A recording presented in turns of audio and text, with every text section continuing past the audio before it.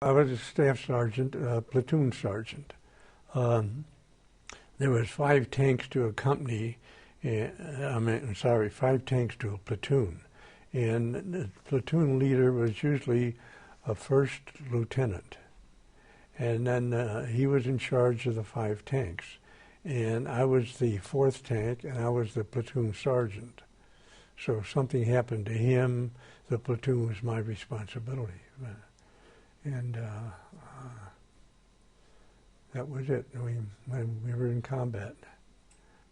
It sounds really just horrible. Did you just have a job to do? I mean, did you suffer, or did you just get through it?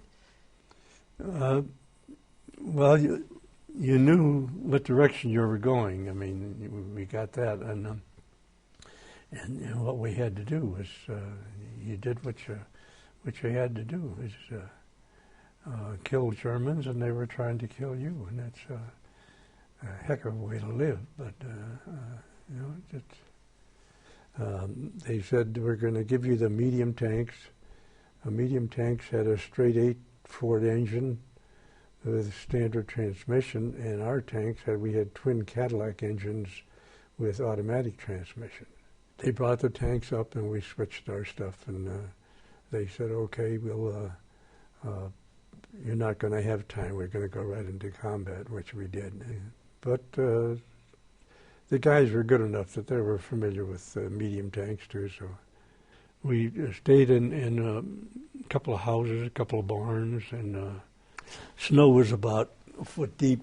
And we just backed up the tank, and 2 of us got out. We had pickaxe and shovel in the tank, and we cleaned the snow away, and we chopped up the dirt, and 2 of us got underneath there in our sleeping bags and drive the tank over the top of us. So then we slept there for a couple of hours, and then the guys would back the tank off, and we'd let them get down, and we'd get on top. Because you had to stay, monitor your radio all night with the generator running, and be ready with the guns, because you never knew when you had to use them.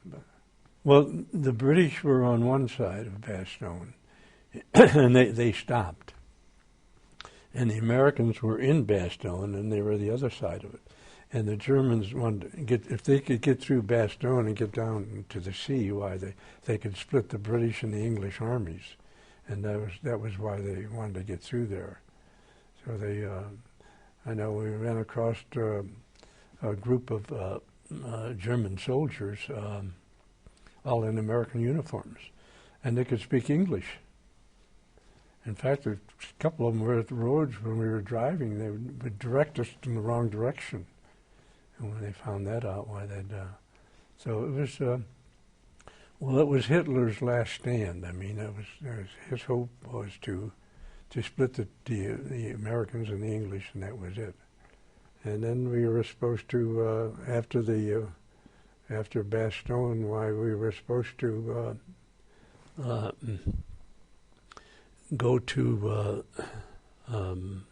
Berlin, they said. And I was in Patton's Third Army. You ever heard of General George Patton? And his son was a brigadier general. I knew him too.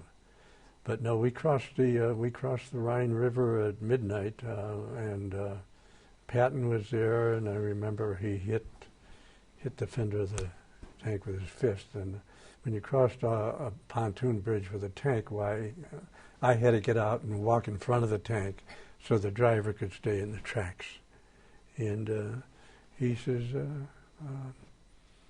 we get over the Rhine, he says, head straight for Berlin, he says, and don't stop. He says, kill every SOB that you see until you get there. And but then we started out and we were stopped because they said Russia wanted to take Berlin and we would have to go south. So we went down through Austria, and I wound up in Austria, and they said we were going to start retraining now because we're going to ship out. We're going to have to go across the Atlantic Ocean and through the Panama Canal into the Pacific, and we go north to Japan.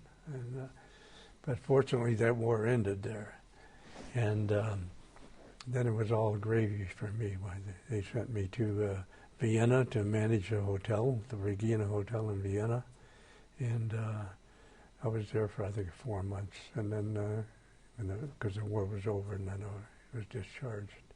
Our reconnaissance, we had, reconnaissance squads that went out ahead. They're the ones who opened the gate to Auschwitz down there. And all these people were pouring out, and we were off on the side on the hill. We saw them open the gate and saw these prisoners come out. And there was somebody came over to me and said that these prisoners had got one of the guards who was an SS trooper, but when he saw that they were going to take the camp, why he shed his uniform, he put on prisoner's uniform, and he came out with them, but they recognized him, and they pulled him down, and they had a pair of scissors, and they cut the tips of his fingers off, cut the tip of his nose, in his ears, and this guy was screaming, but they were holding him down, and you couldn't blame them, So no, I went and got the captain. I said, I don't know whether they should let this go on or what. And he said, no. He took his pistol out and he shot the guy in the head, and that was the end of it. Well, the German 88 was, for an example, our medium tanks, we had 75 millimeter cannons on them. They had a muzzle velocity of 1,500 feet per second. The German 88 had a muzzle velocity of 2,800 feet per second. So our shells went like this, and theirs went like this. So that was, it was hard to go up against them. And they had, the thickest armor we had was 4 inches. And the Germans had 8 inches of armor on their tank. So I hit a Panzer tank, but I could watch the shell with field glasses hit their tank and went off, ricocheted off, and then that big 88 started coming in my direction, and that's when I turned around and backed up. And the tank next to me was hit and burning, and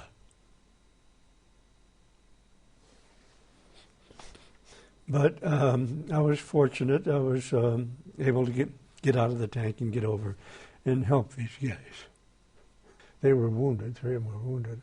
I got them to my tank and got them back to, went back, we were behind German lines, and there was German infantry all around us.